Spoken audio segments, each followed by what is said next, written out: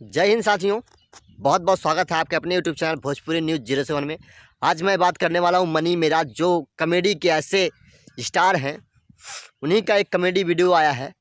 मैं बता दूंगा वो किस चैनल पे आया है। उससे पहले आपसे एक निवेदन है कि अगर आप ऐसा कॉमेडी का वीडियो देखना चाहते हैं, आप भोजपुरी का न्यूज़ सुनना चाहते हैं, भोजपुरी में क्या हो रहा है, कैसा है, खेसारी जी का क्या हाल है, पवन सिंह कैसे हैं, क्या क्या कर रहे हैं वो लोग, जो मेरे पास नाले आता है मैं वीडियो बनाता हूँ। आप लोगों से निवेदन करता हूँ, अगर आप चैनल पे पहली बार आए हैं तो चैनल को सब्सक्राइब कर लें। मैं बता दूँ, मनी मेराज कह रहे हैं, कारे ससुर के नाती क्या कहता रे, तो लड़का फ़ोन में बात कर रहा है, दिन भर मेरा रोज बात करबा, सारा वो नहीं तो बर्बाद हो जाइबा, ये सब चक्कर में बर्बाद हो जाइबा, बहुत मार मारब। ऐसे ही मनी मेराज बोल रहे हैं। तो आप लोग जाकर उनका कमेंट देख लीजिए, मैं लिंक में दे रहा हूँ।